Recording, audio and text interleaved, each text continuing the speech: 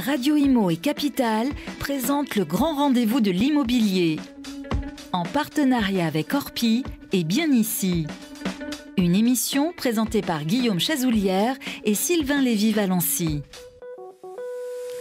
Bonjour à toutes et à tous et merci d'être avec nous et bonne année, une année 2022 qui a commencé de façon un peu singulière, mais on va vous souhaiter la santé, que des belles choses et on va tous sortir de cette galère de crise sanitaire qui ne cesse de durer. En tout cas, voilà, une très très grande année.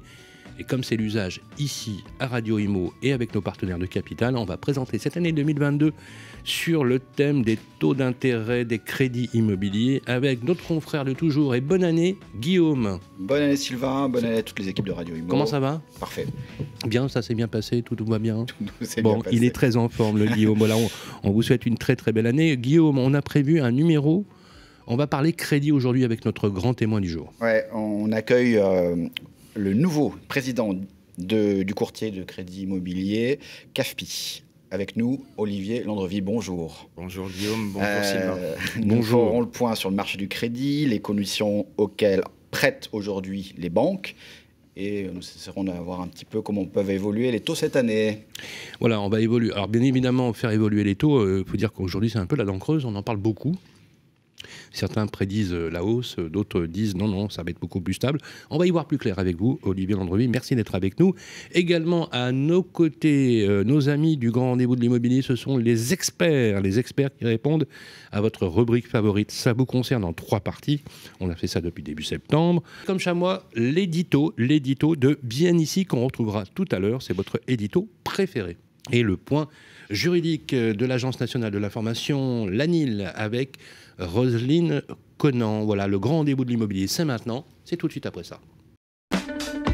Le grand rendez-vous de l'immobilier, le grand témoin.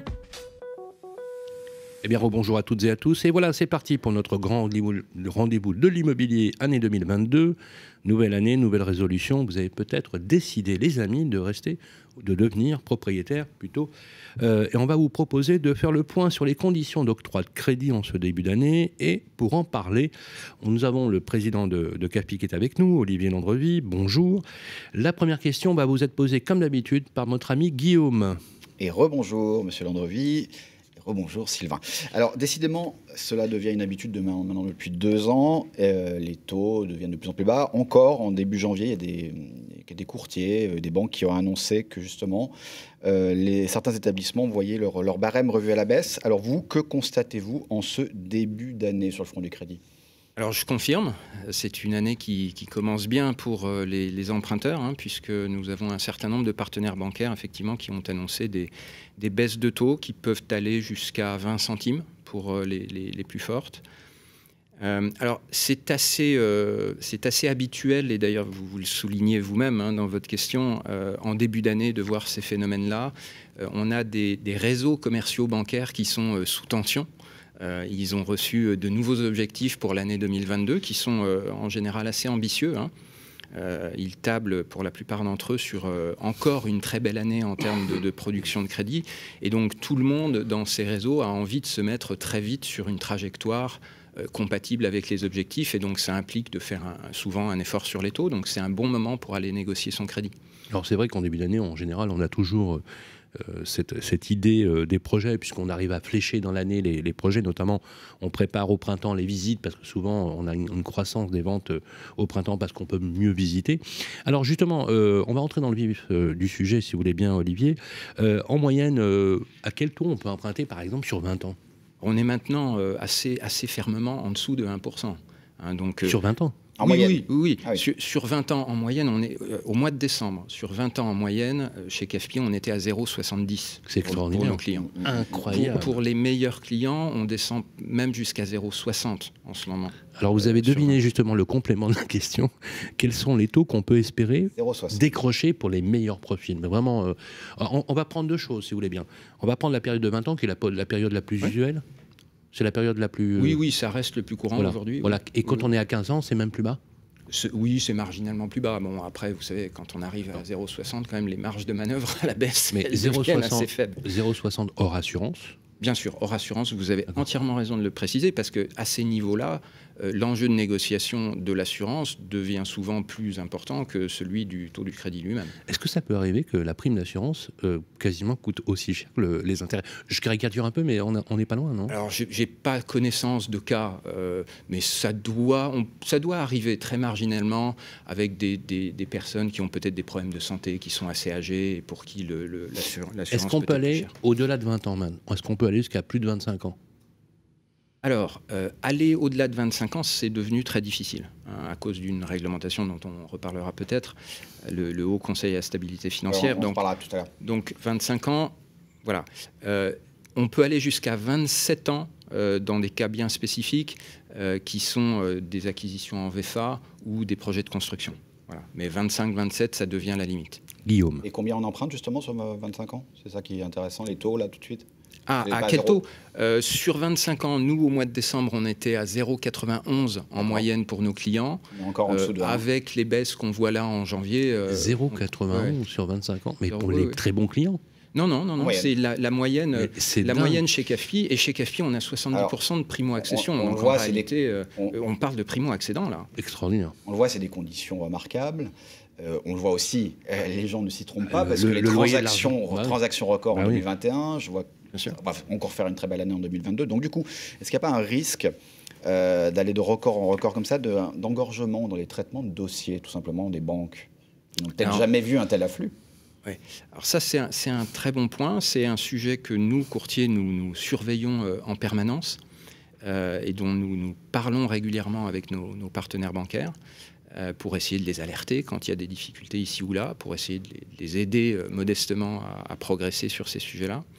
Ce qu'on a observé, d'abord, c'était des tensions très fortes sur les délais de la période qui est allée de mars à juillet 2020.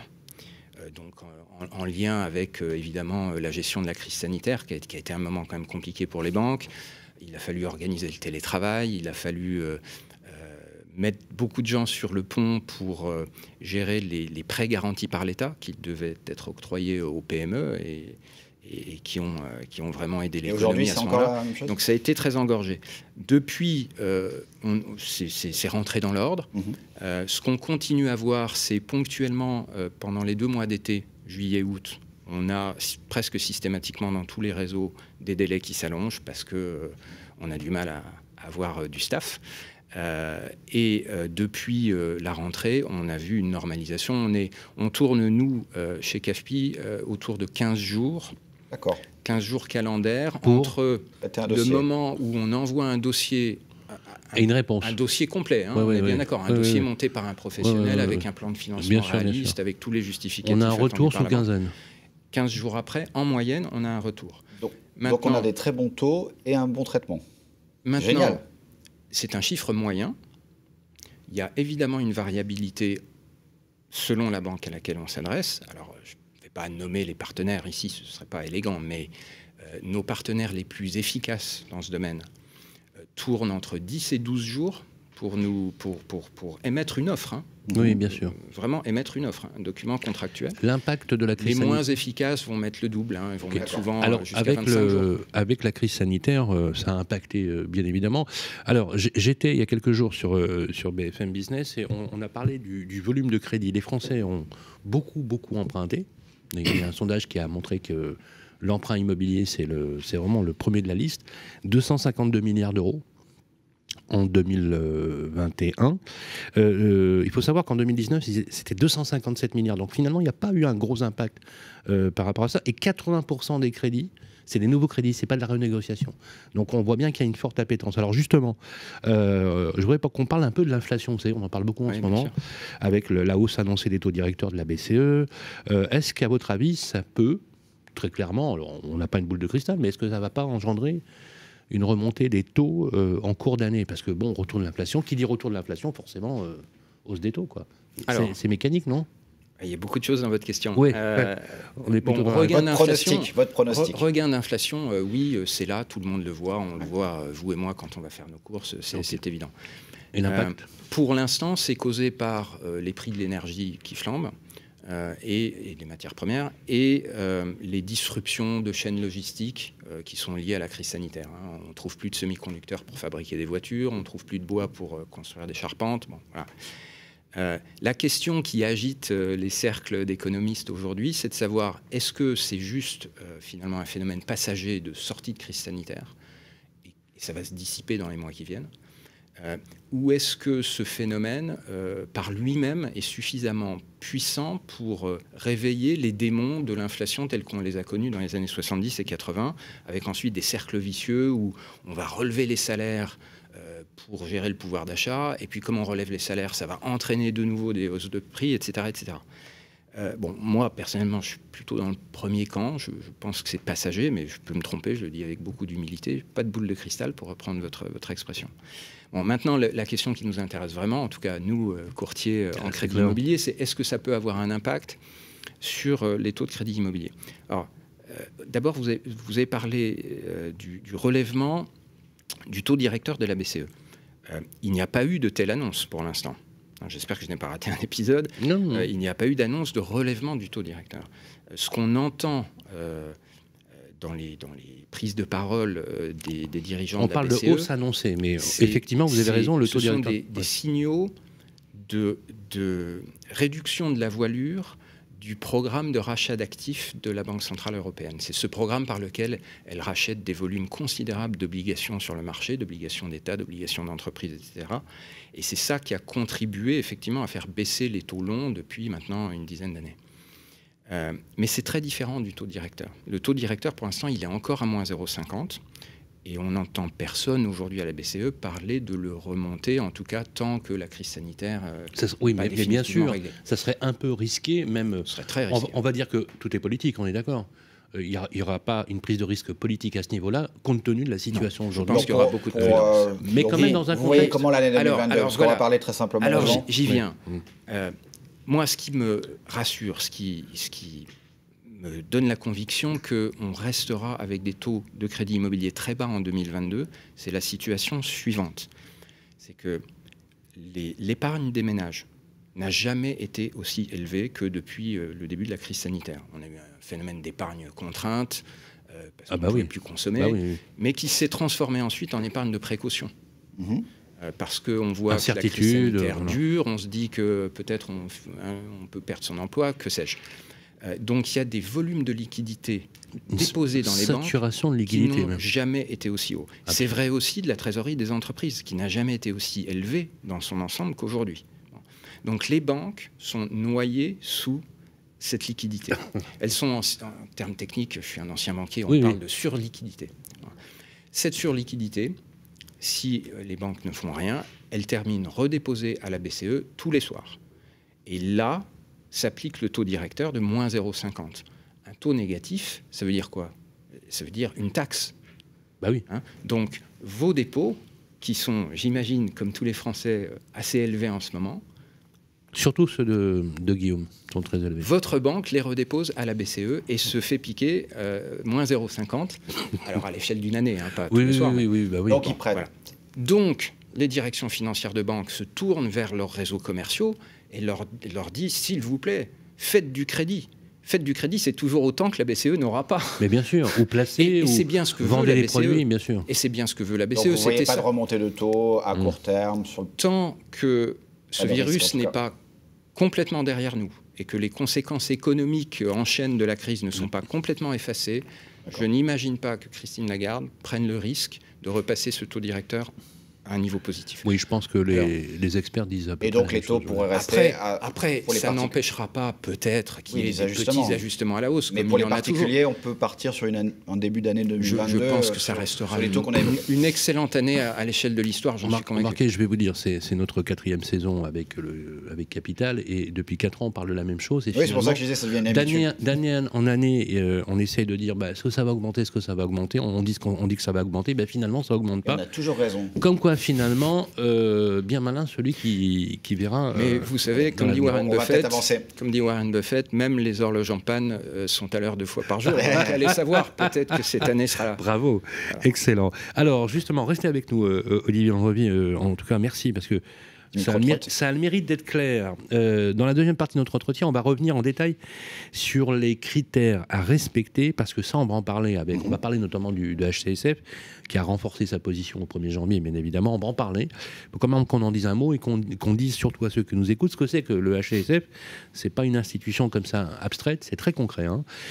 Mais avant cela, je vous propose qu'on écoute un micro-trottoir. On fait tous les mois comme ça un micro-trottoir. On va à la rencontre des Français. On a rencontré des Parisiens et des Parisiennes et on leur a demandé si les taux bas incitent toujours à acheter. Je vous propose qu'on les écoute et on réagira ensuite. Les taux bas des crédits immobiliers vous incitent-ils à essayer d'acheter? C'est vrai que c'est une période qui me semble propice pour acheter, c'est sûr. Après, les taux bas, ça tend à dynamiser le marché de l'immobilier et à créer de la demande, donc les prix sont élevés. Faut essayer de trouver le bon moment, c'est pas facile.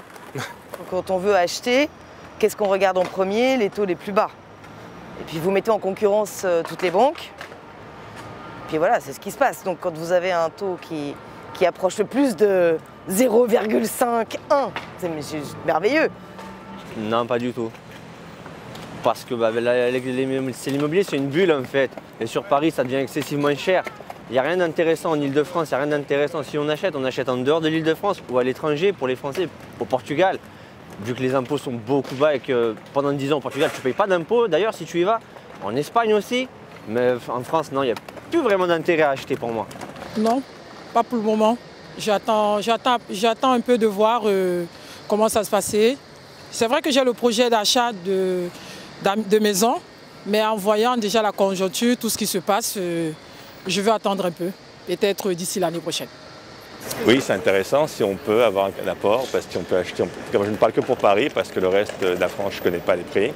Et je sais qu'il y a beaucoup de demandes, donc je doute que les prix redescendent. Donc, en tout cas, bon, je ne suis pas devin, mais je me donnerai. Donc si on peut en plus profiter d'un taux bas, c'est mieux, surtout qu'il reste à avoir un peu d'inflation après. Je suis un peu jeune pour encore être dans toute cette thématique-là, mais c'est sûr que c'est potentiellement positif pour les jeunes qui cherchent effectivement des appartements, notamment quand ils ont un premier emploi, comme c'est mon cas. Là, je suis sur le point de louer un appartement, donc je suis dans cette thématique-là, mais je ne suis pas encore assez renseigné. Mais je pense que c'est une bonne chose, oui. Une réaction, Olivier? Et on le voit, le critère du prix rentre en compte quand même. Bien sûr, il n'y a pas de taux dans la vie. Bien sûr, mais de ce point de vue, il est vraiment intéressant, votre micro-trottoir, parce qu'il montre cette situation paradoxale dans laquelle sont pris les Français, et notamment les plus jeunes, c'est-à-dire il y a une envie d'être propriétaire. Hier, je crois que la FNAIM sortait une statistique où même les moins de 25 ans, 80% d'entre eux expriment déjà aspirer à devenir propriétaires de leur logement.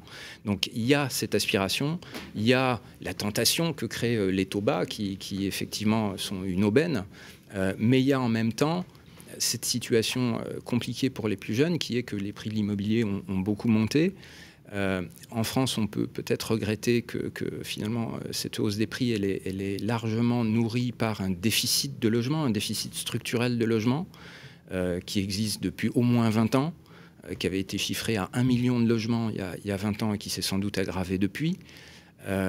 Et tous les gouvernements qui se sont succédés se sont donnés pour objectif de relancer la production de logements neufs, en se donnant souvent des objectifs, on a souvent parlé de 500 000 logements par an, et ce chiffre n'a jamais été atteint. Et ces dernières années, les chiffres de ces dernières années... Le président Macron avait promis un choc de l'offre. Il y a eu un choc, mais un choc de pénurie, effectivement, de l'offre. Je ne veux pas vous piéger, mais juste, c'est intéressant, mais on n'a pas dans vos chiffres la proportion de jeunes qui empruntent pour acheter à Paris, qui ça doit être un pourcentage.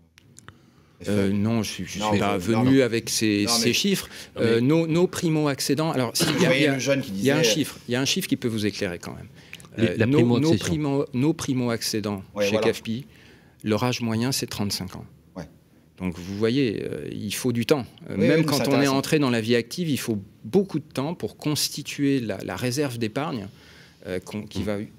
La moyenne des emprunts sur Paris, c'est 43 ans. Et je prends l'exemple d'une région qui a fait plus 41% de demande de crédit, c'est la région Bretagne. C'est 38 ans. L'âge moyen. Donc vous avez raison. La primo-accession, c'est pas forcément quelque chose qui dit il a 25 ans. La primo-accession, c'est le premier achat. Bien sûr. Ensuite, on ne parle pas de la même chose quand on parle du profil de l'âge des emprunteurs.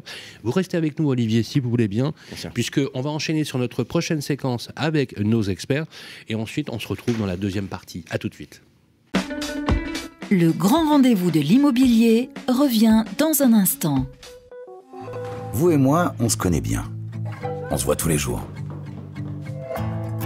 Vous pouvez trouver que j'ai du charme, que je suis un peu démodé, ou trop isolé. Je suis capable de faire rêver, comme d'empêcher de dormir. Mais même quand je ne suis pas là, on parle de moi. Et s'il arrive que l'on me quitte, c'est toujours bon de me retrouver. De m'avoir, tout simplement. Je suis l'ancien, l'actuel, le prochain. Je suis le bien, celui que vous voulez acheter, vendre, louer ou faire gérer.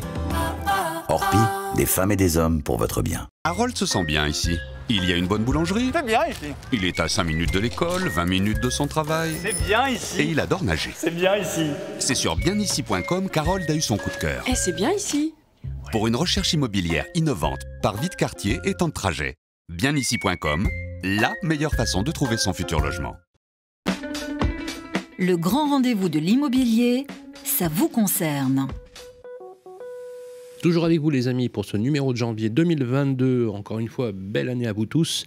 Ça vous concerne tous les mois. On vous laisse la possibilité, comme vous le savez, c'est déjà depuis septembre, de poser vos questions à nos experts, avocats, notaires, agents immobiliers, directement sur le groupe Facebook le Club des Proprios, qui est géré par Capital. Et on retrouve donc d'ailleurs toutes vos questions. Donc n'hésitez pas, posez-le. N'est-ce pas, Guillaume? Et oui, nous avons aujourd'hui comme expert un avocat célèbre. Romain Rossi-Landy, célèbre aussi sur le plateau du Grand Rendez-vous, parce qu'habitué depuis... grâce à vous. Depuis l'origine. Depuis 4 ans, mais oui. Alors, une première question de Clément du groupe Facebook Club des Proprios. Alors, notre ami Clément vient de donner congé pour vente à sa locataire. Mais le problème, c'est que celle-ci, visiblement, ne veut pas quitter les lieux avant la fin du bail. Elle deviendra pourtant, nous dit-il, à partir de février, sans droit ni titre. Clément a une astuce. Il se dit qu'il perçoit les loyers et les appels de sa locataire.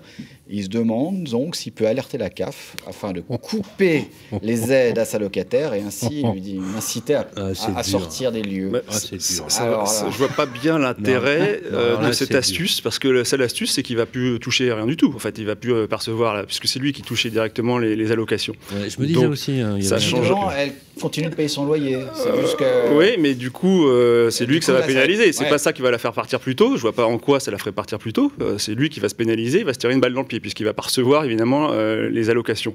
Ce que doit faire votre auditeur, c'est quand on donne congé et que le locataire se maintient dans les lieux et qu'il ne part pas à la date d'échéance du bail, il y a une procédure judiciaire assez classique. Moi, j'en fais tout le temps à mon cabinet, ce qu'on appelle des assignations en validation de congé. Ce sont des procédures relativement simples devant le tribunal de proximité, le juge des contentieux de la protection. On assigne, on dit voilà, j'avais un locataire, je lui ai donné congé, il devait partir à telle date, il n'est pas parti, donc il se maintient de façon abusive dans les lieux. C'est pas un squatter, on va peut-être en parler plus tard. Ça, c'est un occupant sans droit ni titre. C'est quelqu'un qui est resté dans les lieux alors qu'il aurait dû partir. D'accord. Et 9 fois sur 10, si le congé a été fait dans les règles, en respectant les délais, ça fonctionne. Le tribunal ordonnera l'expulsion. Romain, si le bail finit par exemple en décembre 2022 et que le congé pour vente a été donné, c'est 6 mois avant la fin. 6 mois avant, c'est ça. Avant la fin des... Mais parce qu'il y a un truc que je comprends pas dans la question, c'est qu'elle veut pas partir à la fin du bail, mais tout va bien en fait. Ah bah ça, elle a droit. Elle a droit de rester jusqu'à la fin de son bail. En revanche, à partir de février... Ah oui, donc c'était mal formulé. Je sais pas. A priori, elle doit partir en février. Oui, parce que Clément nous a dit qu'elle veut pas quitter son logement avant la fin du bail, mais elle a le droit. Ça, elle a le droit. La règle, c'est quoi en fait? La règle, c'est le préavis au moins 6 mois avant la fin de l'échéance du bail. Voilà. Donc il donne son congé dans le délai. Et elle a le droit de rester jusqu'à la fin de son bail, bien sûr. Donc elle doit libérer les lieux spontanément à l'échéance de son bail. Donc a priori en février. Donc si elle se maintient dans les lieux en février, effectivement, il faudra qu'il agisse et qu'il assigne en expulsion. C'est après février que ça pose problème. Il ne peut pas le faire avant. Pour notre ami Vincent, qui à mon avis a mal formulé sa question, effectivement, parce que vous avez écrit, elle ne peut pas à partir de la fin du bail, elle peut rester jusqu'à la fin du bail, elle a le droit. Après si elle reste dans les lieux après la fin du bail, donc au-delà du délai qui a été fait pour le congé pour vente, c'est une occupation sans droit ni titre. Ça donne le droit au propriétaire d'agir en justice pour demander l'expulsion. Et elle devra payer une indemnité d'occupation et non plus un loyer, mais qui sera équivalente au montant de l'ancien loyer. Est-ce que le bailleur a le droit d'entrer en contact avec la CAF ? Il peut. Alors, en général, la CAF, on le fait quand on doit informer si le locataire ne paye plus son loyer. Effectivement, le bailleur doit informer la CAF qu'il n'y a plus de paiement. Et donc, normalement, la CAF arrête les règlements. Ou on peut demander aussi à ce que les règlements de la CAF soient faits directement entre les mains du bailleur, ce qui n'est pas toujours le cas. Soit c'est réglé directement entre les mains. Ça dépend. Mais c'est parfois se tirer une balle dans le pied quand on fait ça. Moi, mes clients hésitent toujours. Et en plus, souvent, la CAF, si vous voulez, propose des échéanciers. Et dit au bailleur, OK, nous, on va vous donner les sous si vous accordez un échéancier, ce qui vient court-circuiter la procédure éventuelle d'expulsion. Donc, la plupart du temps, les bailleurs veulent expulser et pas forcément récupérer leurs sous. Tous les accords suspendent effectivement la première. Vous avez absolument raison. Et c'est très pratique. Il faut faire attention à ça.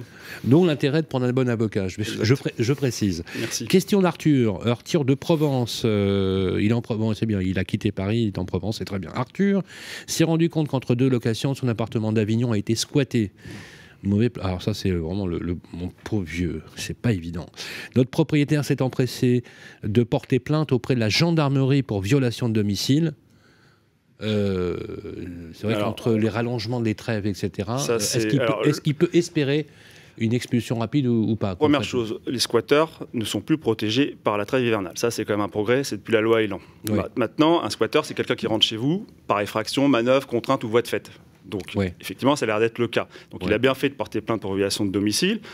Jusqu'à l'année dernière, quand on avait un squatteur, on devait faire la même procédure que celle qu'on doit faire. Locataire. Voilà, c'est la même. Parcours du combattant, ça dure 2 ans. Alors, le gouvernement, il y a eu quelques affaires médiatiques. Moi, j'étais un des avocats d'une de ces affaires à Saint-Honoré-les-Bains. Ça a permis. C'est vous qui aviez. C'était moi qui défendais cette famille, si vous voulez, victime des squatteurs qui fanfaronnaient, vous savez, en disant moi j'ai entendu le jardin, etc. Incroyable. Donc tout le monde s'en souvient. Et du coup, le gouvernement a réformé, a sorti des tiroirs un vieil article 38 de la loi Dallot qui datait de 2007, qui permet au préfet, et non pas au juge, de faire cette expulsion, ce qu'ils appellent l'expulsion administrative. Et donc ils l'ont étendu à la résidence principale, à la résidence secondaire, à la résidence occasionnelle. Donc c'est censé couvrir tous les domiciles. Et donc concrètement, il faut que votre auditeur saisisse le préfet en disant je demande. Il saisit le préfet. Voilà, il doit saisir le préfet. Je demande à bénéficier des dispositions de l'article 38, loi nouvelle. Et je vous demande de procéder à l'évacuation administrative des squatteurs. Le préfet, il a normalement 24 heures pour vous répondre. Alors, je dis bien normalement, ça c'est dans un monde parfait. Dans la pratique, il répond jamais en 24 heures. Il répond, là j'ai eu un dossier la semaine dernière, il a mis 15 jours à répondre. Mais enfin, moi, il m'a répondu. Il est tenu de répondre. Il est tenu de répondre. Il y a 3 conditions pour pouvoir saisir le préfet. Première condition, il l'a faite, avoir porté plainte pour violation de domicile. Deuxième condition, je pense que c'est pas très compliqué, avoir apporté la preuve qu'on est bien le propriétaire de la maison squattée. Alors ça peut poser parfois des problèmes pratiques parce que vous n'avez pas votre acte de vente. Oui, bien sûr. Normalement, la police maintenant, il y a eu une circulaire, on leur dit facilitez la tâche du propriétaire, leur faites pas d'obstacles. S'ils vous disent qu'ils sont propriétaires, allez-y, croyez-les, c'est plus simple. Troisième condition, plus compliquée à obtenir, et j'ai des cas où on ne l'obtient pas, il faut qu'un OPJ, un officier de police judiciaire, constate l'infraction. Même un huissier, ça ne suffit pas. Non, c'est un OPJ. C'est ça que dit le texte. Et parfois, l'OPJ lui dit moi, j'ai mieux à faire, j'ai autre chose à faire, j'ai pas le temps, et il ne se déplace pas. Il ne se déplace pas, non, c'est sûr. Donc, une fois qu'on a réuni ces 3 conditions, vous saisissez le préfet, et lui, il a 24 heures pour vous répondre. Il faut quand même se saisir de cette nouvelle loi parce que même si elle n'est pas encore parfaite, si on peut avoir l'expulsion en 48 heures, c'est quand même beaucoup mieux qu'en 2 ans et demi. Vous l'avez fait? Moi, je l'ai fait, je l'obtiens à peu près dans 50% des cas. Et ça a marché? Ça a pas toujours. Non, mais dans 50% des cas, c'est déjà pas mal. C'est mieux que rien, donc je le tente. Quand on compare à l'époque, ça marchait jamais. Voilà, donc, on est d'accord. Si vous voulez, entre 2 ans de procédure ou 48 heures, ce que je constate quand même, c'est qu'elle n'est pas encore bien appliquée sur le terrain. Il y a des policiers qui ne comprennent pas bien l'intérêt, et même des préfets. Moi, j'ai eu le cas encore la semaine dernière en Seine-Saint-Denis, où le préfet de Seine-Saint-Denis me redit mais on ne peut pas expulser, ça pourrait être le cas pour votre auditeur, parce que ça n'a jamais été le domicile de votre cliente. C'était un appartement aussi qu'elle louait, en défisque, d'accord, c'est pas du tout une bonne opération, et il a été squatté. Et là, on lui dit, c'est pas votre domicile. La nouvelle loi vous dit non, c'est plus ça. Il n'y a plus de notion de présidence principale, etc. Vous devez normalement agir. Le préfet n'aurait pas dû refuser de m'accorder le concours de la force. Mais pour faire simple, donc si on est coincé, c'est quoi le conseil? Justement, il y a une loi qui est claire, vous le dites. Si le préfet ne comprend pas la loi, qu'est-ce qu'on fait? Moi, j'ai le cas là. Alors, j'essaie de médiatiser en disant le préfet se trompe. Il applique d'anciens principes. Donc les médias, ça aide beaucoup pour ça. Donc l'article 38. L'article 38, maintenant, si vous interrogez le législateur... C'est quoi votre recours pour faire valoir l'article 38 ? Normalement, le préfet doit appliquer la loi. Sauf que le préfet applique d'anciens principes. En fait, la difficulté, c'est que l'article 38 parle toujours de domicile. Et cette notion de domicile, elle a différentes interprétations. Il y a la loi, le Code civil, il vous dit c'est le principal établissement, et la jurisprudence pénale qui vous dit c'est là où vous décidez de vous installer. Donc, tant qu'il y aura un débat sur la notion de domicile, il y aura des difficultés d'interprétation, que ce soit au niveau des préfets ou même au niveau de la police. Donc le préfet peut l'interpréter, c'est comme ça qu'il fait que... c'est ce qu'il a fait en Seine-Saint-Denis, à la défaveur de ma cliente, et je ne suis pas d'accord. Donc je vais faire un recours auprès du ministre de l'Intérieur, un recours hiérarchique. Et d'ailleurs, le ministre de l'Intérieur, je ne vois pas comment il pourrait refuser mon recours, puisqu'il lui-même a écrit une circulaire en janvier 2021 en disant au préfet, dans le cas de figure d'un logement qui est entre deux locataires, comme dans le cas de votre auditeur, ça doit marcher. L'article 38 doit fonctionner. Ce n'est pas une question d'habiter, pas habitable, etc. Il n'y a plus ce débat-là. Normalement, ce débat doit être terminé. Alors, je récapitule, Romain. C'est pas simple. Ouais. 3 critères, porter plainte, être propriétaire et constaté par un OPJ, c'est pas simple. Franchement, on les conseille de prendre un avocat dans ces cas-là. Donc la réponse à Arthur. Et l'article 38 de la loi Dallot de 2007, qu'ils ont sorti des tiroirs, qu'ils ont réactualisé en décembre 2020. Voilà, loi Dallot 2007, les 3 critères, on vous les indiquez, mais soyez sympa. Si vraiment c'est galère pour vous, prenez un avocat. Vous aurez gagné beaucoup de temps. Merci beaucoup, maître Romain Rossi-Landy. On retrouve d'ailleurs votre cabinet sur Rossi-du-6 Landy avocat.fr. Voilà, tout à l'heure on va écouter notre chasseur d'appartements qui sera avec nous dans un instant. On va retrouver notre focus IMO de bien ici et on va parler notamment des bonnes résolutions de l'année, pas uniquement du régime, mais les résolutions d'achat immobilier par exemple. On enchaîne. Le grand rendez-vous de l'immobilier, l'édito de David Benbassa. Bonjour à toutes et à tous, c'est l'heure de l'édito, mais notre ami David Benbassa est un peu à l'isolement, voilà, éco-sanitaire oblige, et c'est Philippe de Lignyville, directeur marketing de Bien Ici, qui prend le relais. Bonjour Philippe, c'est votre première d'ailleurs. Sur Radio Imo, au micro, on vous souhaite une très belle année 2022. Alors, vous allez nous livrer, Philippe, votre bonne résolution, les bonnes résolutions immobilières. Quelles sont-elles ? On vous écoute. Bonjour Guillaume, bonjour Sylvain, salut à tous. Alors, c'est 2022, le début d'année, et c'est toujours propice au bilan et aux bonnes résolutions. Ce que je vous propose, c'est de prendre quelques instants pour revenir sur l'année écoulée. Que retenir de 2021 pour l'immobilier ? Alors on se souviendra de 2021 comme une année très dynamique, voire record pour le marché immobilier. 1,2 million de transactions enregistrées par les notaires, ça a été très dynamique. La crise sanitaire n'a pas dissuadé les Français dans leur projet immobilier, mais leurs attentes ont évolué. Comment est-ce qu'elles ont évolué ? Une première tendance qui se dessine, c'est que les Français maintenant cherchent des logements plus grands et des extérieurs. On a 2 recherches sur 3 sur Bien Ici qui sont faites sur des maisons. Les T4, les T5 ont progressé très fortement par rapport à 2020. Et même chose sur les jardins, les balcons. Deuxième tendance, l'exode des grandes villes. Il s'est poursuivi sur cette sortie de confinement. Par exemple, les recherches sur Bien Ici, sur des villes de taille moyenne, moins de 150 000 habitants, ont progressé 2 fois plus vite que sur les grandes métropoles. Si je prends par exemple les recherches sur Nice, Paris ou Marseille, c'est 2 fois moins d'augmentation de recherche que des villes comme Bourges ou Narbonne. Troisième et dernière tendance, la crise sanitaire a fait quand même évoluer les attentes des Français en termes de transport. On a un outil sur les sites qui est la recherche par temps de transport. Et on s'est rendu compte, à sortie de confinement, que les recherches en mode de transport en commun ont été divisées par 2 par rapport au transport, on va dire, individuel. C'était le vélo et la marche pour les zones urbaines, et sur les zones plus rurales, la voiture. Donc les Français ont une tendance à revenir sur du transport individuel, sûrement lié à la crise sanitaire et au Covid. Donc en conclusion, 2021 a vu le marché se transformer, le marché de l'immobilier se transformer. Alors, quand on part de ça, quelles résolutions conseiller aux éditeurs pour qu'ils réussissent leur projet immobilier en 2022 ? On a essayé chez Bien Ici d'en lister 3. La première, la plus importante, le budget. Les taux d'emprunt restent bas. On est toujours à 1,08 fin octobre d'après la FNAIM. Et les banques, évidemment, sont toujours prêtes à accueillir des nouveaux clients. Par contre, depuis début janvier, elles sont contraintes par le régulateur à suivre scrupuleusement les règles d'endettement. Donc ils ne prennent plus n'importe qui à n'importe quel prix. La deuxième chose, c'est que si les taux d'emprunt sont bas, le marché, lui, est élevé. Attention à votre budget, peut-être que votre projet d'il y a 6 mois n'est plus cohérent. Il va peut-être falloir revoir vos ambitions à la baisse, soit en termes de surface, soit en termes d'éloignement des centres-villes. Deuxième résolution, la performance énergétique.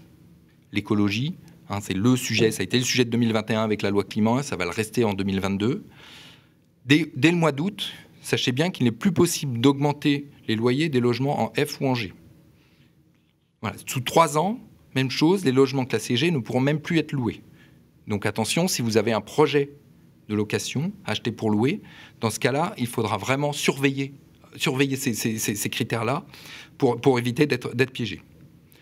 Par contre, un logement mal noté d'un point de vue énergétique, ça peut être une opportunité d'investissement. Renseignez-vous d'ailleurs sur les aides à la rénovation énergétique avec la fameuse MaPrimeRénov', et puis l'éco-prêt à taux zéro qui est prolongé jusqu'au 31 décembre 2023. C'est le moment d'en profiter. Dernière résolution, miser sur les dispositifs d'investissement. C'est pas nouveau, ça existe depuis des années. Bonne nouvelle pour 2022, ces dispositifs sont tous maintenus ou améliorés. C'est vrai pour le dispositif Pinel, qui est prolongé sous sa forme actuelle, le dispositif de Normandie, ou également Censi Boulevard, qui gagne une année de plus. Alors, en synthèse pour 2022, actualisez votre budget, décryptez bien vos diagnostics de performance énergétique et misez sur les dispositifs fiscaux pour optimiser vos projets. Alors, pour conclure, il ne me reste plus qu'à vous souhaiter une très bonne année à tous et surtout des très beaux projets immobiliers. Merci Philippe pour ces bonnes résolutions justement, et c'est maintenant, vous restez avec nous, le moment du Focusimo. Le grand rendez-vous de l'immobilier, ça vous concerne. Salut les amis, deuxième partie de Ça vous concerne. Vous avez des questions, ils ont les réponses. Ce sont nos experts, Guillaume. Oui, et une experte, je crois que c'est sa première sur le plateau du Grand Rendez-vous, Julie Louis, cofondatrice du cabinet de chasse Homme Liu. Bonjour. Alors, une première question d'une auditrice. Voilà 20 jours que la fille de Corinne a signé son état des lieux de sortie avec son bailleur. A priori, il n'y a aucun litige entre les deux parties, mais le propriétaire n'a toujours pas rendu sa caution. Et donc, elle nous demande combien de temps à ce bailleur, en fait, pour rendre la caution. C'est pas litige. Très bien. Tout d'abord, quand elle parle de caution, j'imagine qu'elle parle du dépôt de garantie. Avec le dépôt de garantie, oui. Tout à fait, que donc sa fille a dû verser au moment de la signature de son bail. Donc ce dépôt de garantie, déjà, à quoi il sert ? Rappelons-le quand même, il sert à couvrir les éventuels manquements du locataire, donc loyer ou charges impayées. Il sert également à couvrir les éventuelles réparations nécessaires à la fin du contrat de location. Donc, ce qu'il faut savoir sur ce dépôt de garantie, c'est qu'il n'est pas obligatoire et que son montant est encadré par la loi. Donc, dans le cadre, que je ne dise pas de bêtises, d'une location vide, il ne doit pas excéder 1 mois de loyer hors charge et c'est porté à 2 mois pour une location meublée. Donc, pour revenir à la question précise qui était sur les délais, eux aussi sont encadrés par la loi. Donc, si l'état des lieux est conforme, c'est-à-dire qu'il n'y a pas de litige, le délai pour le propriétaire pour rembourser ce dépôt de garantie à son locataire sortant est de 1 mois. 1 mois. Et ce délai sera porté à 2 mois en cas d'état des lieux non conforme. Bon, si jamais il lui rend pas, il peut s'il lui rend pas, il y a des solutions. Il faut la signer, quoi. La fille... Par appel à Maître Rossilandi. Oui. Peut-être, mais en tout cas, non. Alors, un premier recours qui sera d'envoyer une lettre recommandée avec avis de réception à son propriétaire pour lui rappeler ses obligations. On ne sait jamais, il a pu oublier. Et dans un second temps, si ce n'est pas suffisant, elle pourra lancer une conciliation. Et en dernier recours, elle aura 3 ans pour intenter une action auprès du tribunal. Alors, on a une deuxième question qui est posée par Laetitia, posée sur le groupe Facebook du Club des Proprios, administré d'ailleurs par Guillaume. Si. La mère de Laetitia vient d'acheter une maison, bravo, félicitations, une maison en juillet 2021. Le problème, c'est qu'elle y découvre aujourd'hui des tas de vices cachés. Assez vicieux quand même. C'est un sujet, effectivement. Et ça va être quoi? Voilà, c'est des vices cachés. Alors, bon, on voit bien ce que ça veut dire un vice caché, en tout cas, surtout la maman de Laetitia. Concrètement, est-ce qu'elle a des recours dont elle dispose vis-à-vis du vendeur? Elle a des recours. Alors déjà, rappelons peut-être juste ce qu'est un vice caché, parce que la définition de la notion est assez précise. Un vice caché est un défaut caché au sens de non apparent ou non visible à l'œil nu, et qui entraîne l'impossibilité de profiter du bien, ou en tout cas qui limite largement son utilisation. Oui. Donc c'est déjà important, voilà, de cadrer ça. Et évidemment, effectivement, l'acquéreur, s'il découvre un vice caché après son achat, a évidemment un recours envers son vendeur qui s'appelle l'action en garantie des vices cachés. Donc pour qu'il puisse faire valoir cette garantie, il faudra déjà qu'il puisse prouver deux choses. La première, c'est que le vice est antérieur à la vente. Il faudra également qu'il puisse prouver qu'il n'en avait pas connaissance. Donc ça, c'est le cadre, on va dire, global. Que le vendeur n'en avait pas connaissance. Non, que l'acquéreur n'en avait pas connaissance. S'il en a connaissance, il n'y a plus vice caché, puisqu'il a eu l'information. Oui, mais est-ce que le vendeur, il n'en avait pas forcément connaissance? Alors, il n'en a pas forcément connaissance non plus. Donc là, on va avoir deux cas, effectivement, sur le recours, en fonction... Parce qu'il peut être de bonne foi, on est d'accord. Voilà, le vendeur, il peut être de bonne foi. Le vendeur peut être de bonne foi. Si on est dans le cadre d'un vendeur professionnel, la garantie jouera il engage sa nécessairement. responsabilité. Il sera engagé quoi qu'il arrive. En revanche, dans le cas d'un vendeur particulier, c'est là que la nuance est importante. Sa responsabilité ne sera engagée que s'il est de mauvaise foi, sous réserve qu'il ait mis dans le contrat de vente une clause de non-garantie des vices cachés. Donc, dans le cas d'un vendeur particulier, c'est un petit peu plus complexe, puisque là, du coup, la maman de Laetitia aura la charge de prouver la mauvaise foi de son vendeur si elle est dans ce cas de figure. Merci beaucoup, Julie-Louis. Merci en tout cas pour vos réponses. J'espère qu'on a répondu à vos questions. Julie-Louis, vous êtes cofondatrice du chasseur d'appartements. Chasser les appartements, j'adore l'idée on chasse les appartements. On les chasse. C'est la saison de la chasse toute l'année. Voilà, www.homeliu avec un Y et 2o.com pour vous trouver et avoir les beaux conseils. Merci à vous. Merci, et on enchaîne tout de suite. Merci. Avec notre séquence de Ça vous concerne. Le grand rendez-vous de l'immobilier revient dans un instant. Vous et moi, on se connaît bien. On se voit tous les jours. Vous pouvez trouver que j'ai du charme, que je suis un peu démodé ou trop isolé. Je suis capable de faire rêver comme d'empêcher de dormir. Mais même quand je ne suis pas là, on parle de moi.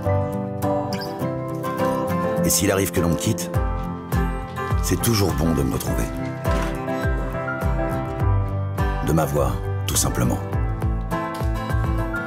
Je suis l'ancien, l'actuel, le prochain.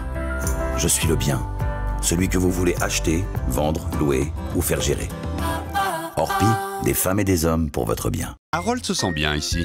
Il y a une bonne boulangerie. C'est bien ici. Il est à 5 minutes de l'école, 20 minutes de son travail. C'est bien ici. Et il adore nager. C'est bien ici. C'est sur bienici.com qu'Harold a eu son coup de cœur. Eh, c'est bien ici. Pour une recherche immobilière innovante, par vite quartier et temps de trajet. Bienici.com, la meilleure façon de trouver son futur logement. Le grand rendez-vous de l'immobilier, le grand témoin. Bonjour à tous, on est toujours dans notre grand rendez-vous de l'immobilier pour janvier 2022. Belle année à tout le monde encore une fois. Notre invité du jour, Olivier Landreville, président du courtier en crédit immobilier CAFPIC, un courtier majeur. Merci d'être avec nous, Olivier. Dans cette deuxième partie de notre entretien, mon cher Guillaume, on va faire le point sur les conditions, et ça c'est hyper important pour vous, auxquelles vont désormais prêter les banques. Et oui, les taux, ça fait pas tout. Alors depuis le 1er janvier, les banques, alors c'est une mesure qui existe déjà, mais sont sommées de prêter à hauteur de 35% d'endettement, des revenus nets des particuliers. 35%, c'est 35%, ça comprend le prêt et l'assurance, sous peine de sanction, si elle dépasse. Voilà, c'est ça la règle.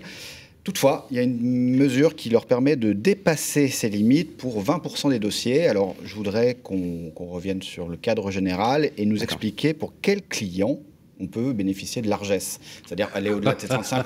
Parce que c'est ça qu'ils veulent savoir. Est-ce que j'en fais partie, moi, monsieur? D'accord. Non, mais mon cher Guillaume, vous n'avez pas tort. Quelqu'un qui gagne 10 000 euros par mois, 35%, ça n'a pas le même impact que quelqu'un qui en gagne 3 000. Je veux dire, voilà, faut être très clair.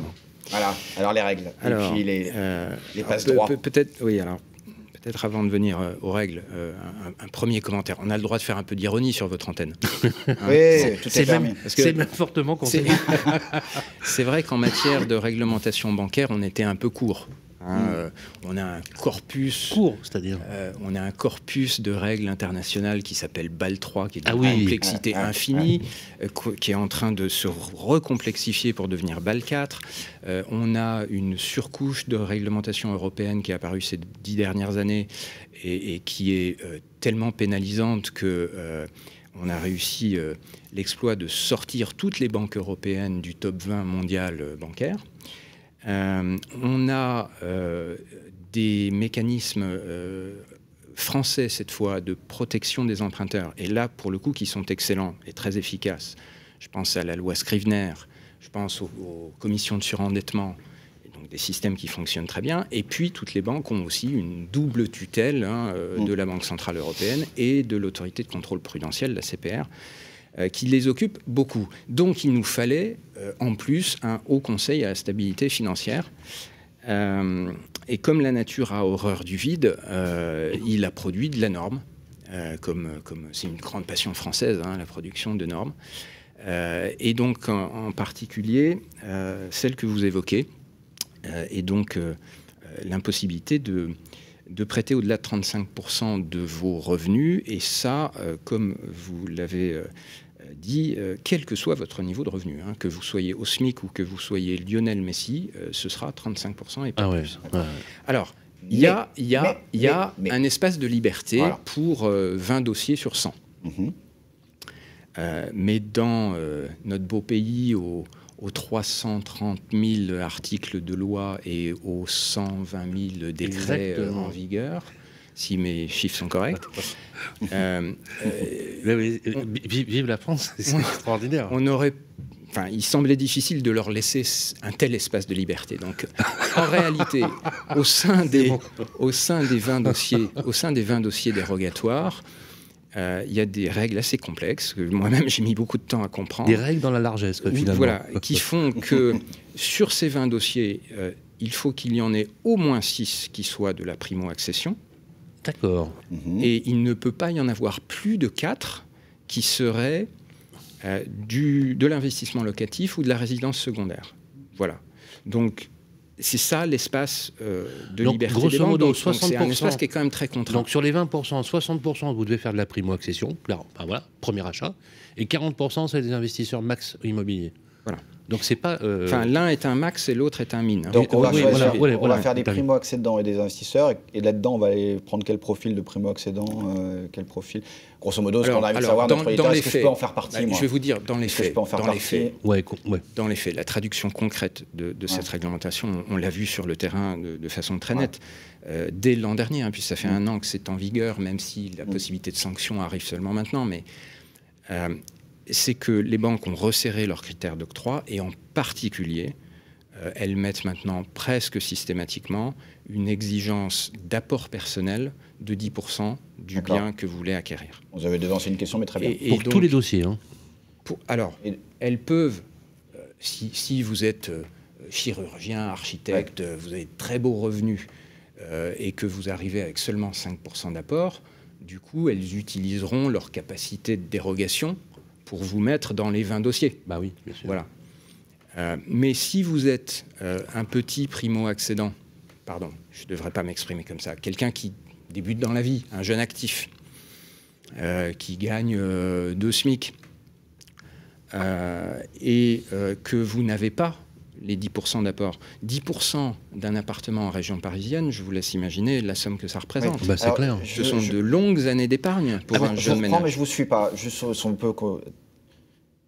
Qui va bénéficier, peut bénéficier, à qui on prête, quel est le profil de primo-accédant, à qui on peut prêter au-delà de 35% d'endettement. Qui peut bénéficier? Alors, parce qu'il y en a 4 dans 4 profils de primo-accédants. Je ne sais pas ce que vous avez dit, il y a un certain nombre, il y a un quota de primo-accédants qui peuvent bénéficier de ces largesses. 66 minimum. Lesquels? Ça, c'est à la main des banques. Chaque banque prend ses décisions, mais dans les faits, moi, ce que j'observe, C'est que les banques... C'est quelqu'un qui est en CDI, c'est qui les banques prennent ces décisions en fonction des niveaux d'apport. Juste en fonction des niveaux d'apport, d'accord. Et des niveaux de revenus, évidemment. Donc si vous avez un profil qui laisse penser à la banque, que vous avez un potentiel intéressant pour elle à long terme, si vous êtes interne en médecine, vous avez belle profession, de bonnes chances d'y arriver. Je suis primo-accédant, j'ai un apport au-delà de 10%, là, c'est ça? Voilà. Question, jusqu'à quel taux d'endettement on pourrait aller dans cette largesse? Est-ce qu'il y a une limite ou pas? Non, mais ça c'est vraiment à la main des banques. Ce qu'on voyait... Ça peut monter à plus de 50%. Ah oui, ce qu'on voyait avant la réglementation HCSF, c'est qu'on montait couramment à 40%, on pouvait même atteindre 45% dans des situations particulières. Ou par exemple avec des publics de fonctionnaires, où il y a une garantie de l'emploi, il y a une stabilité des revenus dans le temps, ça présente très peu de risques pour les banques. Les banques allaient fréquemment sur des niveaux de taux d'endettement qui étaient plus importants. Et l'investisseur, lui, parce qu'on a parlé du primo-accédant, dans quelles conditions il peut bénéficier de largesse? Faut qu'il... Alors, l'investisseur locatif, pour lui, ça se complique. Hein. Ah oui. Pour lui, ça se complique. Mais dans les quotas des banques, il y a possibilité de faire des largesses pour un certain nombre. Oui, mais pas plus de 4 dossiers sur les 20. Donc, c'est des super dossiers, ça. Voilà. Donc il faut avoir beaucoup de patrimoine. Ouais, c'est ça. Alors, il y a une astuce. Oui, je comprends. Non, mais enfin, il y a une astuce légale. Il y a une astuce légale. Non, mais il y a une astuce, mais ça serait une astuce légale, mais elle n'est pas. École de domicile fiscal. Elle n'est pas ouverte à tout le monde. Hein. C'est-à-dire que vous montez une SCI à l'IS, et ça, c'est considéré comme du financement professionnel. Donc, ça ne rentre pas sous le coup des règles HCSF. Et ça n'entre pas, effectivement, dans le taux d'endettement, absolument. Très bien. Mais bon. C'est du travail. Nous avons fait une émission avec un type extraordinaire qui s'appelle Gilles Grimm, je ne sais pas si vous le connaissez, qui est le plus gros propriétaire individuel français, qui a fait exactement ce que vous dites. C'est quelqu'un qui possède, je crois, 600 appartements. Il y a eu un truc. Donc c'est intéressant ce que vous dites parce que il y a des sujets comme ça importants. On voit bien que quand nous on a communiqué sur ces fameux 20%. On est d'accord, Guillaume, on ne savait pas effectivement qu'à l'intérieur même des 20%, il y a des règles et c'est important de les comprendre. Alors, je vais juste rajouter deux choses. Juste rajouter deux choses là-dessus très vite. C'est que ça a deux autres effets. Ça a un effet de renchérissement du coût du crédit, même pour ceux qui bénéficient de ce que vous appelez les largesses. Oui, je dis ça comme ça, mais... Oui. Parce qu'en fait, vous attaquez la négociation avec votre banque en situation de faiblesse, parce que votre dossier n'est pas conforme HCSF. Être en situation de faiblesse dans une négociation, on le paye. Ben, c'est clair. Voilà. Ah oui, on va avoir les taux un peu plus élevés, mais bon, les taux sont tellement bas que... Voilà. Et par ailleurs, nous, ce qu'on observe, c'est difficilement quantifiable, mais c'est que environ 10 à 15% des dossiers qui nous sont présentés aujourd'hui par des primo-accédants se retrouvent en difficulté, du fait en particulier du critère de 10% d'apport. Que quasiment toutes les banques demandent. Ça réduit le nombre de dossiers. Et il y a donc un effet d'éviction qui est très net. Hein. Un effet d'éviction avec des gens qui doivent retarder leur accès à la propriété. Alors, on a parlé de l'apport. Juste un mot, mais vraiment deux mots. Il faut toujours être en CDI, absolument en CDI, pour avoir un emprunt aujourd'hui? Pas nécessairement. Il faut faire son shopping. On a un certain nombre de partenaires qui savent regarder les situations individuellement et qui s'intéressent plus à la récurrence de vos revenus sur les 2 dernières années, même si vous enchaînez les CDD. Ça a évolué, ça, parce que les banques étaient quand même très, très branchées sur les CDD. C'est ça aussi l'intérêt de travailler avec un courtier. Il connaît les bonnes adresses. On a un certain nombre de partenaires qui sont plus flexibles que ça. Oui, parce que les retours qu'on a, nous, quand on fait nos sondages auprès des banquiers, on n'a pas l'impression qu'ils soient très flexibles sur les modèles contractuels. Hein. On a parlé des freelances, par exemple, des personnes qui font du consulting, des auto-entrepreneurs. Ça n'a pas l'air si évident que ça, quand même. Il faut savoir à qui s'adresser. Il ne faut pas aller frapper au hasard. Un auto-entrepreneur, par exemple, est-ce qu'il faut qu'il ait 2 années d'exercice? Ah oui, de toute façon, la question de la récurrence des revenus sur 2 ans, elle est incontournable. D'accord. D'accord. Quand on est indépendant.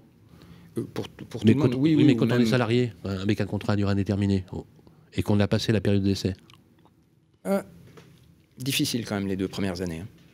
D'accord. Donc quelqu'un qui serait salarié, qu'on comprenne bien, au bout de 2 ans, il faut qu'il ait au minimum... Ce sera possible pour certaines professions qui font rêver le banquier. Ah, je comprends. Voilà. Guillaume. Petite question sur l'âge. À partir de quand ça devient un problème, l'âge pour emprunter? Je le dis comme ça, simplement. Alors l'âge, ça n'est jamais un problème pour emprunter. En revanche, ça peut être un problème pour l'assurance emprunteur. Et donc indirectement... Sauf si on est au Crédit Mutuel. Non, mais la règle qui est appliquée par la plupart des assurances groupes des banques, c'est que votre crédit ne doit pas vous emmener au-delà de 75 ans. 70 ou 75 ans selon les banques. Voilà, donc tant que vous êtes en dessous de ces seuils, vous pouvez emprunter. Donc si vous avez 50 ans, vous voulez emprunter sur 20 ans, 70 ans, pas de difficulté. Si vous allez au-delà de ce chiffre de 70-75 ans, ça se complique. On a des solutions, on a certains assureurs spécialisés qui savent apporter des solutions jusqu'à 85 ans. Mais évidemment, ça coûte plus cher. J'aurais pas imaginé un seul instant qu'on puisse faire des emprunts immobiliers à partir de 70 ans. Évidemment, ça coûte plus cher. Évidemment, les durées sont pas les mêmes. Ils vont regarder de près votre santé. Est-ce que vous êtes en bonne santé au moment où vous voulez emprunter ou pas? Voilà. Et au-delà de 85 ans, là, on n'a plus de solution. Enfin, on rentre dans un autre domaine, c'est-à-dire c'est le domaine du crédit sans assurance. Vous pouvez aussi emprunter sans assurance. Là, il faut des garanties. Voilà. C'est quoi? C'est une Simplement, garantie hypothécaire? C'est quoi? Oui, bien sûr. Oui. Ils prendront des garanties hypothécaires. Et ça implique pour vous quand même une réflexion, parce que ça veut dire que si vous décédez pendant la vie de votre crédit, votre dette finalement sera dans le périmètre de la transmission de votre patrimoine. Donc vos héritiers hériteront aussi de votre dette. Voilà. Alors on va aborder la dernière partie de notre interview sur notamment l'assurance, mais je voudrais vous parler justement de l'apport. Est-ce que les frais de notaire les frais de notaire, à tort d'ailleurs, on va appeler ça des frais de notaire, parce que ce sont des droits de mutation, parce que les frais de notaire sont très très faibles en fait, en réalité, qui sont en moyenne entre quoi, 7-8% pour l'ancien, grosso modo. Est-ce que c'est en plus de l'apport ou Non, c'est inclus dedans? En réalité, c'est à ça que sert votre apport. D'accord, ça finance les frais de mutation en fait, concrètement. On peut le voir comme ça. Donc ça, on peut le dire à nos clients et à vos clients, vous le dites régulièrement, et nos auditeurs le savent, quand on a 10%, ça inclut donc les frais de mutation. Parce que c'est une question qu'on nous a posée. On va parler maintenant d'assurance et on va commenter, mais d'abord je voudrais qu'on vous montre un reportage qui a été fait par les équipes de Capital chez Magnolia sur l'assurance emprunteur, réaction, et ensuite nous donner les tuyaux pour faire les bons choix. On écoute. Que va changer la nouvelle loi Lemoine pour les détenteurs de crédits immobiliers? Alors actuellement, il y a plusieurs dispositifs en place. Le premier, c'est la loi Lagarde, qui permet à l'emprunteur de choisir librement son assurance de prêt au moment de l'octroi du prêt. Ensuite, il y a la loi Hamon, depuis 2014. Alors celui-là, il permet à l'emprunteur de pouvoir changer d'assurance de prêt pendant 1 an après la signature de l'offre de prêt. Et le troisième dispositif en place, c'est l'amendement Bourquin, qui permet à l'emprunteur de changer chaque année à date d'anniversaire de la signature d'offre de prêt son contrat d'assurance emprunteur. Donc cette fameuse loi initiée par la députée Patricia Lemoine va permettre à l'emprunteur de pouvoir changer librement et sans frais son assurance de prêt à tout moment. Donc il ne sera absolument plus dépendant d'une date d'anniversaire, il sera complètement libre de le faire quand il le souhaite. Quelles économies peut-on réaliser en changeant de contrat d'assurance emprunteur? Quand un emprunteur change d'assurance de prêt, les économies peuvent être conséquences. L'idée, c'est de le faire le plus tôt possible pour pouvoir réaliser un maximum d'économies. Par exemple, un couple de 30 ans qui emprunte 250 000 € sur 25 ans, qui veut changer d'assurance de prêt au bout de 4 ans, va pouvoir économiser 30 000, plus de 35 000 € même sur la durée totale du crédit. Un couple de 40 ans, ce sera plus 20-25 000 €. En fait, l'idée, c'est de se dire que plus tôt vous le faites, plus les économies vont être importantes. Tous les emprunteurs ont-ils réellement intérêt à faire jouer la concurrence? Alors c'est vrai qu'il y a des cas où l'emprunteur ne va pas forcément réaliser d'économies. Par exemple, s'il est dans la deuxième moitié de son crédit, par exemple s'il a contracté une pathologie depuis la signature de son offre de prêt, ou s'il a changé de profession, changé de statut professionnel. Vous voyez, il y a quand même plusieurs cas dans lesquels l'emprunteur va se retrouver avec une assurance de prêt plus chère que celle qu'a proposée sa banque. Réaction, Olivier. Intéressant. Alors d'abord, ce sont de très bons conseils. Là. Et d'ailleurs, elle a des très jolies mains, notre amie, dans le montage. Je souscris à tout ce que j'ai entendu. Bon, une précision quand même. La proposition de loi de Patricia Lemoine, elle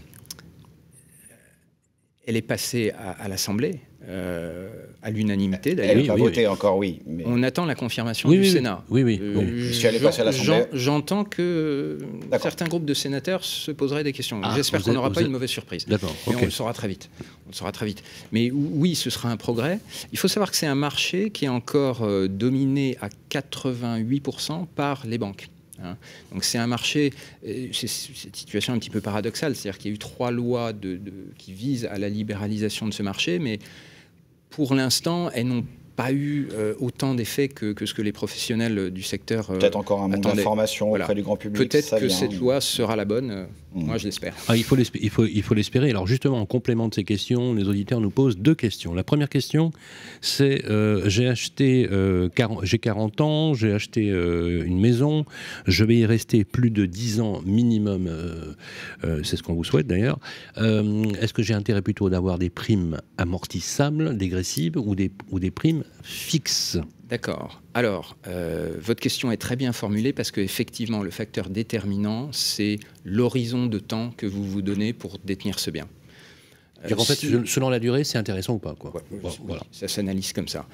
Si vous paraît probable que vous conserviez ce bien plus de 8 ou 10 ans... 8-10 ans, les formules qui sont sur le capital dégressif sont souvent les meilleures, sont en règle générale les meilleures, parce que finalement, vous serez encore là, vous aurez encore votre crédit pour profiter de la période de la deuxième moitié de vie de votre crédit, où là, du coup, la prime d'assurance se sera beaucoup réduite.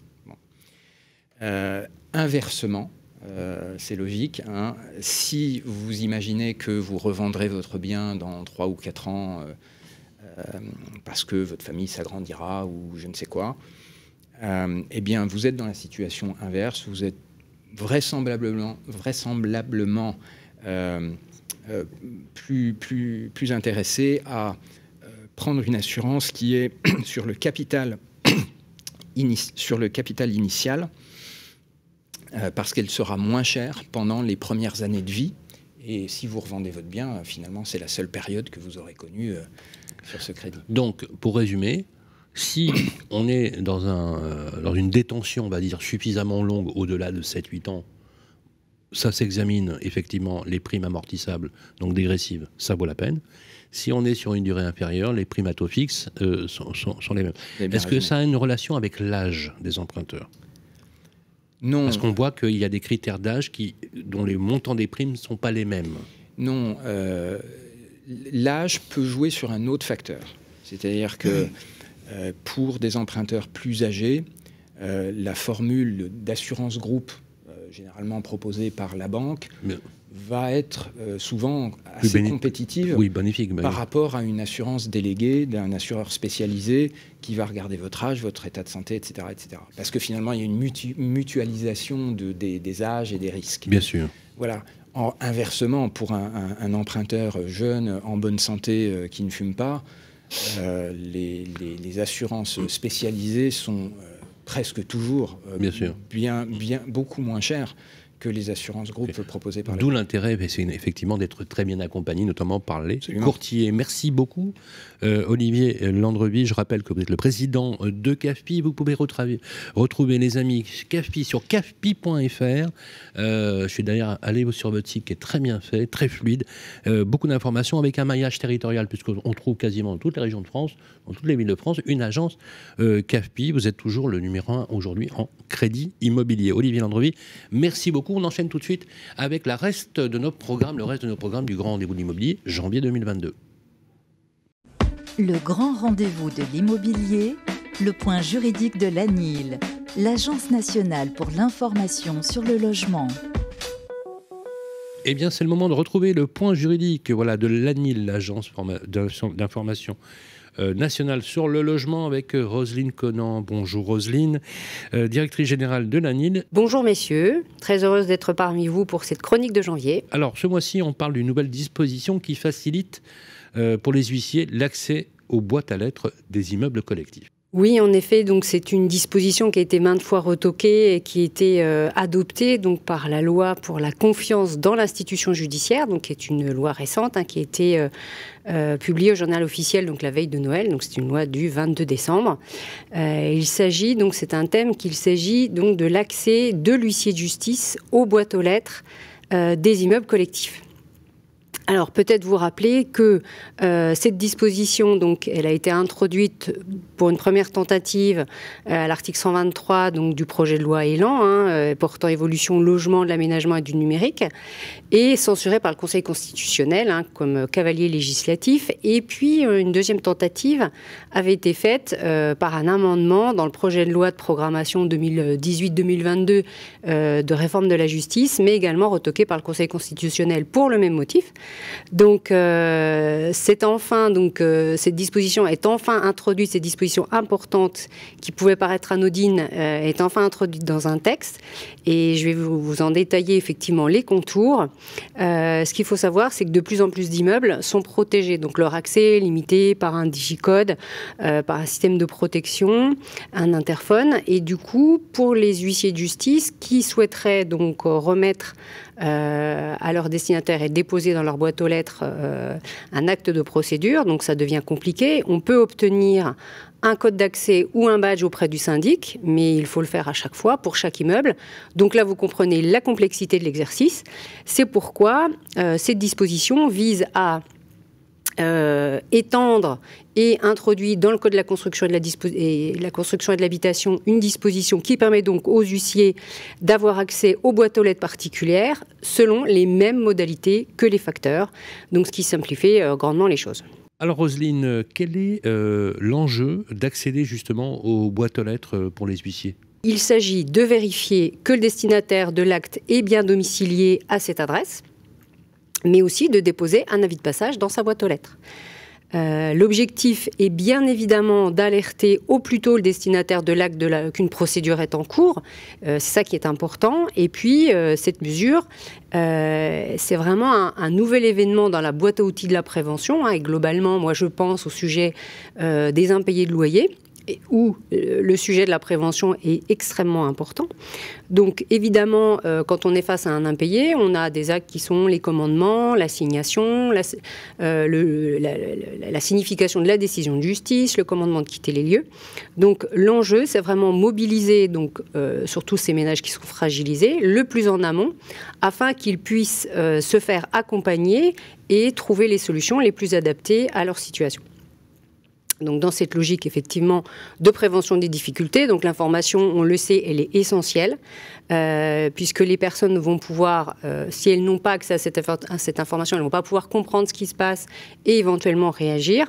Donc l'objectif, c'est d'avoir le contact le plus tôt possible avec ces ménages, puisqu'il est indispensable de pouvoir leur expliquer les différentes étapes, notamment de la procédure d'impayé, et puis leur faire comprendre tout l'intérêt aussi d'être présent à l'audience, parce que moins de 50% des ménages assistent à l'audience devant le tribunal judiciaire, et c'est important de pouvoir faire valoir ses droits, d'expliquer sa situation, le pourquoi je ne suis plus en capacité de payer mon loyer.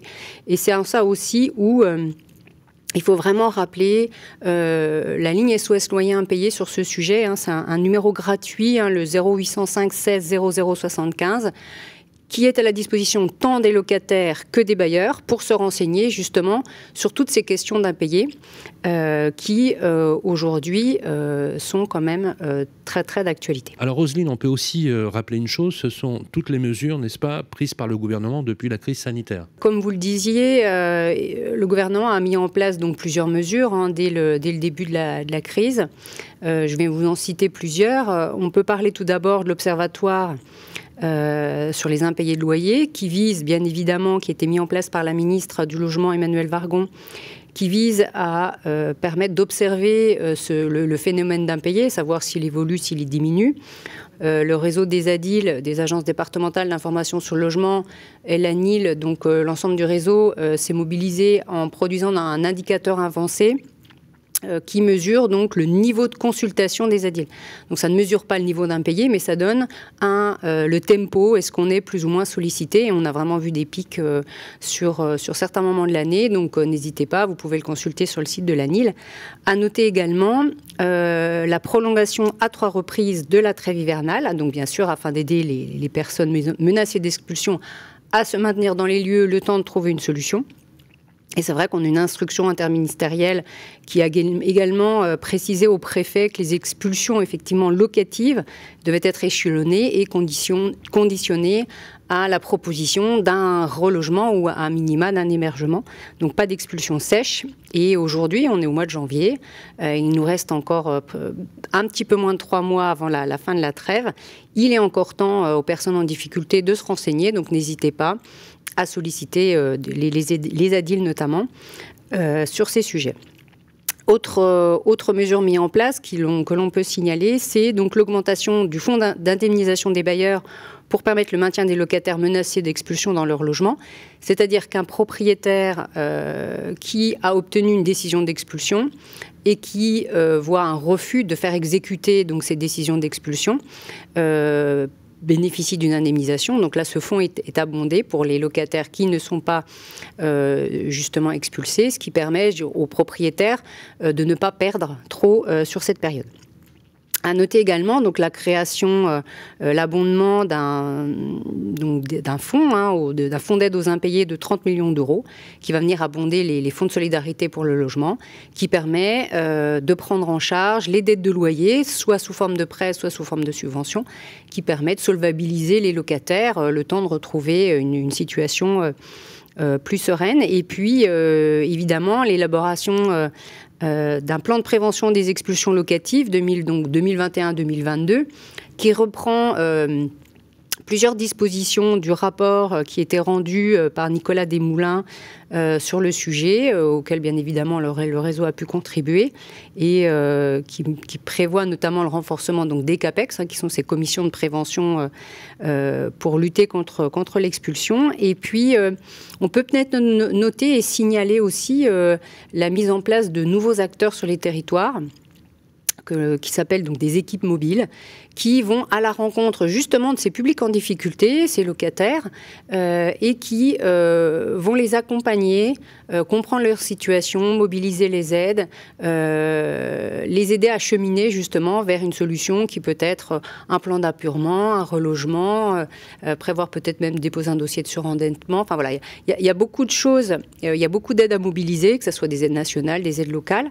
Il faut bien les connaître, il faut bien les maîtriser et puis accompagner justement ces ménages dans la résolution de cette problématique. Et n'hésitez pas en tous les cas, donc toutes ces mesures ont été mises en place, elles sont mobilisables et l'information est à votre disposition. Merci beaucoup Roselyne Conan. Je rappelle que vous êtes directrice générale de l'Agence nationale de l'information sur le logement, c'est anil.org, et vous y retrouvez, les amis, notamment tous les contacts de l'agence la plus proche de chez vous, et on se retrouve, ma chère Roselyne, le mois prochain pour ce point juridique. Le grand rendez-vous de l'immobilier, ça vous concerne. Bonjour à tous les amis, ça vous concerne, troisième partie, la partie que vous préférez bien évidemment, et par téléphone. Cette fois-ci, nous avons une notaire, Nathalie Couzigou-Suaz, qui est avec nous en distance. Bonjour Nathalie. Bonjour à tous, belle journée à tous. Merci, encore une fois, bonne année à vous.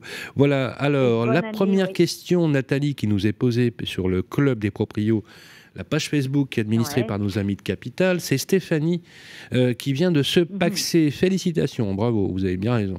Vous êtes paxé. Le couple va faire sa première déclaration de revenus commune. Chaque membre du couple dispose d'un appartement qui est en location et qui a été acquis avant le Pacs. Alors l'un déclarait jusqu'ici ses revenus en microfoncier et l'autre au réel. Est-ce qu'ils peuvent clairement continuer à opter pour ces différents régimes, même au sein d'une déclaration commune? Eh bien, bien sûr, donc félicitations aux jeunes pacsés. Alors, ce qu'il faut savoir, c'est que l'année du Pacs, si Stéphanie s'est pacsée en 2021, lorsqu'elle va déclarer avec son compagnon ses impôts au titre de 2022, elle aura pour la dernière fois un choix. Soit faire une déclaration commune pour le couple, pour le foyer, soit 2 déclarations distinctes comme s'ils étaient encore célibataires. C'est uniquement pour l'année qui suit le Pacs qu'on a le droit de faire ça. Ensuite, Stéphanie devra faire une déclaration commune, effectivement, à partir de 2023, elle n'aura plus le choix. Alors, ce que nous demande Stéphanie, effectivement, c'est qu'ils ont chacun des avantages fiscaux. Concrètement, est-ce qu'ils peuvent continuer à bénéficier de ces différents régimes? Oui, Clément, s'ils demandent un taux individualisé, qui est particulièrement adapté pour les couples mariés ou pacsés. C'est-à-dire que chacun va demander un taux individualisé. Donc, chacun va pouvoir déclarer ses revenus, l'un pour le microfoncier, l'autre au réel. Et ce taux individualisé, il est intéressant parce qu'il permet au conjoint qui est le moins imposé de bénéficier d'une meilleure répartition des impôts. Parce que si on fait une déclaration personnalisée, celui qui a le moins de revenus va atteindre le plus vite les tranches les plus importantes. Voyez, donc ça permet justement, en ayant un taux individualisé, que chacun supporte les revenus, en fait, au prorata de ce qu'il reçoit. D'accord ? C'est très clair, c'est extrêmement clair. Merci. Alors, en revanche, attention Clément, dès qu'on est pacsé ou marié, on est quand même solidaire. Donc ça, c'est ce qu'il faut savoir, c'est que si l'un ne supporte plus, si l'un ne paye pas sa quote-part d'impôt, l'autre peut être poursuivi pour le tout, parce que c'est l'un des effets du Pacs ou du mariage, on est solidaire. En fait, le Pacs crée, on va dire en termes de solidarité uniquement l'aspect fiscal. Par contre, sur le reste, on est d'accord, c'est toujours séparé. Alors, c'est séparé pour autant que Stéphanie ait coché la case séparation des patrimoines, qui est normalement le régime légal en matière de Pacs. C'est séparé, mais il y a quand même des dettes. Mais séparation des patrimoines, ça s'est fait lorsqu'il y a eu contraction du Pacs. Exactement. Voilà, le notaire manifestement, le notaire qui a fait le Pacs a coché cette case selon les cas. D'accord. Exactement, il aura rédigé un contrat de Pacs. On coche à une case quand on va à la mairie, mais le notaire, vous rédigerez un contrat plus élaboré. C'est très clair. Et là, vous pouvez dire au notaire, vous optez pour le régime légal de séparation des patrimoines, mais qui n'empêche pas la solidarité fiscale. Le fisc n'y perd jamais. Ça, c'est clair. Bon, l'avantage par rapport au mariage, si on peut dire les choses comme ça, c'est qu'on sort plus facilement du Pacs que du mariage, on est d'accord ? Sur le plan administratif, mais vous savez que j'ai envie de vous dire, quand on ne s'entend pas, toutes les difficultés peuvent surgir, qu'on soit pacsé ou marié, parce que maintenant, quand on veut divorcer, il y a aussi le divorce par consentement mutuel qui peut aller aussi vite. Mais effectivement, on sort plus vite administrativement d'un Pacs que d'un mariage, sauf que le Pacs ne protège pas intégralement. C'est clair, c'est très clair. Merci Nathalie. Alors, une question. Alors, oui, juste une précision, c'était pas Clément, c'était Stéphanie qui venait de se paxer. Alors, on a une question, c'est la question d'Annie. Voilà, on reste dans le féminin. Voilà, Annie du groupe Facebook qui nous pose la question dans le club des proprios, qui veut mettre elle veut mettre gratuitement à disposition à un membre de sa famille étudiant un logement qui était jusqu'ici mis en location. Est-ce qu'elle doit faire une déclaration? Alors attention, elle le met gratuitement à disposition alors qu'elle le louait contre un loyer. Et est-ce qu'elle doit faire une déclaration spécifique auprès du fisc pour dire je loue dorénavant cet appartement gratuitement? Oui, alors elle ne le loue pas, Annie, bien sûr, elle ne le loue pas, elle le met à disposition. Donc effectivement, elle doit le déclarer au fisc quand même, elle doit le signaler, comme l'héberger d'ailleurs, il doit signaler qu'il est occupant à titre gratuit dans sa déclaration d'impôt. Et l'hébergeur, Annie, elle doit aussi le déclarer pour indiquer qu'elle ne perçoit pas de loyer. Mais du coup, il faut vraiment qu'Annie ne perçoive pas du tout de loyer, même minoré. Parce que c'est une autre histoire. Donc, c'est ce qu'on appelle vraiment un prêt à usage. Donc, elle le met gratuitement à disposition de ce membre de sa famille.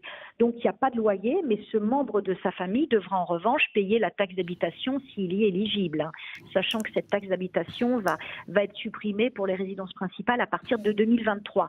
Mais il faudra quand même que cette personne hébergée s'assure à l'assurance habitation et pour qu'il n'y ait pas de soucis, pour qu'il n'y ait pas de difficultés. C'est parfait. Merci beaucoup Nathalie Cousigou-Suas. Je rappelle que votre office notarial se trouve dans le 5e arrondissement à Paris.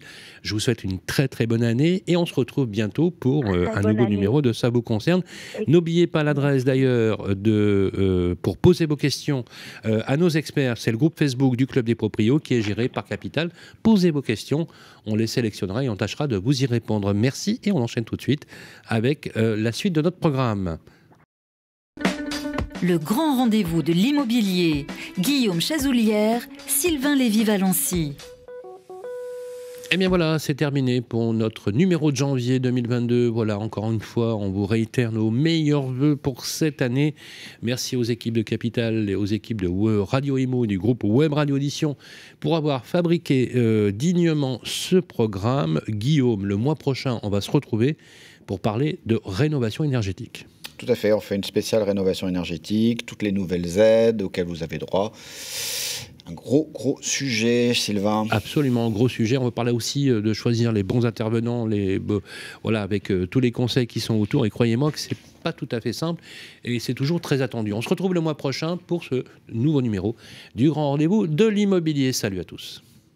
Radio Imo et Capital présentent le grand rendez-vous de l'immobilier en partenariat avec Orpi, 1250 agences immobilières partout, rien que pour vous.